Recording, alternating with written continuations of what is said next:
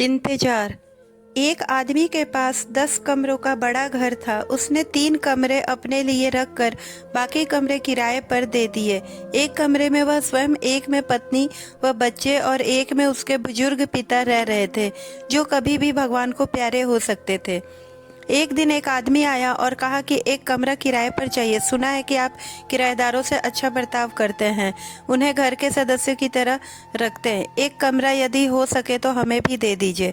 उस आदमी ने कहा कि अभी तो सब कमरे किराए पर लगे हैं, आप प्रतीक्षा कीजिए, कुछ दिनों में एक कमरा खाली होने वाला है। एक कमरे में हमारे बीमार बुजुर्ग पिता रह रहे हैं, जिनकी खांसी की आवाज आ रही है।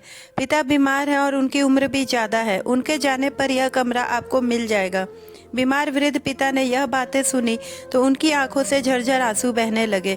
जिस बेटे को बड़े अरमानों से कष्ट से झेल के कर पाल पोस कर बड़ा किया, उसका अपने पिता के प्रति ऐसा रुख व्यवहार कि यह वह उनके निधन की प्रतीक्षा कर रहा है और उससे भी लाभ मान रहा है। उस दिन के बाद वृद्ध पिता गहरी सोच में डूब गए। उन्हें इस बात का एहसास हो गया कि अब वह अपने ही बेटे के लिए बोझ बन चुके हैं। वह हर रात भगवान से अपनी अंतिम यात्रा की प्रार्थना करने लगे, लेकिन किस्मत ने शायद उनकी उम्र बढ़ा दी थी। उनके दिन गिनने के बजाय और बढ़ते जा रहे थे। दूसरी ओर बेटा अपने बुजुर्ग पिता को देखकर बेचैन है उठता। हर खांसी की आवाज उसे याद दिलाती कि वह कमरा जल्दी खाली हो जाएगा और इसे इंतजार खत्म होने का आदेश होता। मगर पिता की हालत स्थिर थी, न सुधार हो रहा था, न अंत करीब आ रहा था। एक दिन बेटा जो लगभग 10 साल का था, अपने दादा के पास खेलने आया। उसने देखा कि दादा उदास हैं और खामोश बैठे हैं। वह अपनी मासूमियत में पूछा, बेटा दादा आप इतने चुप क्यों हैं, आप खेल क्यों नहीं रहे हैं? वृद्ध पिता की आंखों में फिर से आंसू आ गए। उन्होंने अपने पोते को अपने पास बुलाया और धीरे से कहा, बेटा अब मैं बूढ़ा हो गया हूँ और शायद इस घर में मेरे लिए अब जगह कम पड़ गई है। लड़का यह सुनकर हैरान हो गया। उसने तुरंत अपने पिता के पास जाकर कहा, पापा दादाजी कह रहे हैं कि उनके लिए अब घर में जगह नहीं है, क्या हम उनके लिए कुछ कर सकते हैं? यह सुनकर बेटे के दिल पर मानो गहरी चोट लगी। उसने पहली बार अपने ही शब्दों और व्यवहार के बोझ महसूस किया। वह समझ गया कि जिस तरह उसने अपने पिता के प्रति लापरवाही और बेरुखी दिखाई है, उसी तरह उसका अपना बेटा भी एक दिन उसके साथ वैसा ही व्यवहार कर सकता है। अचानक बेटे की आंखें खुल गई।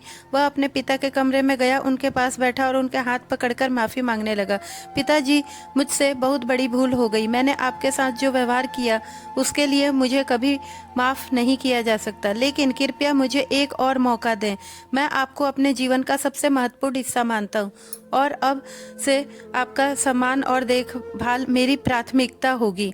वृद्ध पिता ने अपने बेटे के आंसू पोंछे और कहा, बेटा मैं तो सिर्फ तुम्हारे साथ और तुम्हारे बच्चों के साथ कुछ और पल बिताना चाहता हूँ।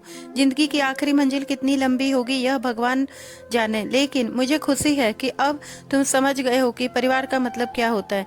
उस दिन से घर में एक नई शुरुआत हुई। वह कमरा कभी खाली नहीं हुआ, क्योंकि अब उसमें केवल एक बीमार वृद्ध नहीं बल्कि पूरे परिवार का प्यार और सम्मान बसने लगा था। तो दोस्तों, हमारी कहानी कैसी लगी कमेंट करके जरूर बताएं। कहानी अच्छी लगी हो तो प्लीज़ वीडियो को लाइक और शेयर करें, और अगर हमारे चैनल पर नए हैं तो प्लीज़ चैनल को सब्सक्राइब करें।